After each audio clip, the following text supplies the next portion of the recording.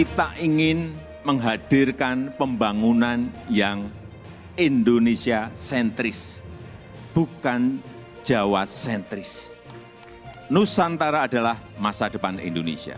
Dan dengan upaya kita bersama, dengan semangat gotong royong kita bersama, saya yakin 17 Agustus 2024 kita bisa merayakan bersama-sama di Nusantara. Setelah 1 tahun progres pembangunan di Ibu Kota Nusantara yang baru, saya berkesempatan kembali untuk mengunjungi, untuk melihat bagaimana progres pembangunan yang telah dilakukan selama 1 tahun ini di Ibu Kota Nusantara. Dan saat ini saya sudah berada di titik 0 km di IKN untuk melihat bagaimana progres pembangunan yang sudah dilakukan, karena rencananya pemerintah akan segera meresmikan IKN pada upacara negara di tanggal 17 Agustus 2024 yang akan datang. Ikut saya. Ada 34 paket proyek pembangunan yang direncanakan dilakukan di kawasan inti pusat pemerintahan seluas 6.671 hektar dengan nilai 46 triliun rupiah. Hingga pertengahan Januari, telah dilakukan penandatanganan kontrak 29 proyek senilai 25 triliun rupiah yang meliputi kawasan Istana Negara, Kantor Presiden dan Kementerian Koordinator, rumah hunian bagi menteri, ASN, serta pekerja konstruksi, dan infrastruktur dasar seperti bendungan, jalan logistik, serta jalan tol. Insya Allah kita positif. Jadi akan kita upayakan ya sejauh secara technically ya.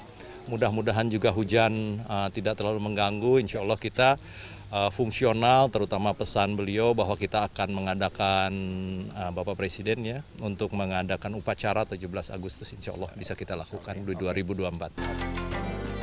3 titik utama menjadi sasaran kami saat mengunjungi IKN. Progres pembangunan Bendungan Sepaku Semoy yang akan menjadi penyuplai air bersih utama bagi IKN kini telah mencapai 82% dengan target mulai beroperasi pada Juni 2023. Selain itu, rumah susun modular yang dibangun untuk pekerja konstruksi sudah mulai ditempati yang direncanakan dapat menampung sekitar 16.200 orang yang terbagi atas 22 rusun.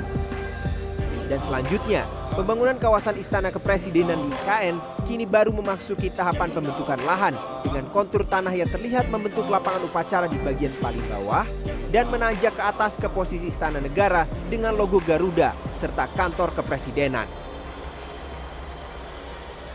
Terlihat di belakang saya bagaimana ada lahan luas yang sudah mulai dikosongkan, mulai dibersihkan, dan ada begitu banyak alat berat yang sudah mulai melakukan pembangunan. Tadi saya mencoba untuk menanyakan sejumlah petugas yang bekerja di lokasi ini. Mereka menyatakan bahwa progres pembangunan hingga pada saat ini sebesar 3% di bulan Januari ini, dan mereka cukup optimis bagaimana istana akan berdiri dan mulai bisa digunakan untuk upacara negara pada tanggal 17 Agustus 2024 yang akan datang. Pembangunan infrastruktur dasar yang juga dikebut adalah penyediaan akses transportasi menuju IKN. Dalam perjalanan kembali ke Balikpapan, kami mencoba menyusuri jalur laut melalui Selat Balikpapan. Tampak jembatan Pulau Balang yang menjadi penghubung akses ketiga menuju IKN, yakni jalur tol. Jalan tol sepanjang 47 km ini menyambungkan Bandara Sempinggan Balikpapan langsung menuju kawasan KIPP IKN dan memiliki jalur tercepat menuju IKN dengan waktu tempuh hanya 30 menit. Jika melalui jalur darat ke Ibu Kota Nusantara ini bisa memakan waktu kurang lebih 2 jam. Tadi saya mencoba melalui jalur laut. Ini seperti teman-teman yang ada di belakang ini melalui kapal feri ataupun melalui speedboat yang kurang lebih memakan waktu sekitar 45 menit. Jadi naiknya dari Balikpapan dari Pelabuhan Semayang nanti turun di sekitar Penajam Pasir Utara, yakni ada Pelabuhan Citasabut begitu.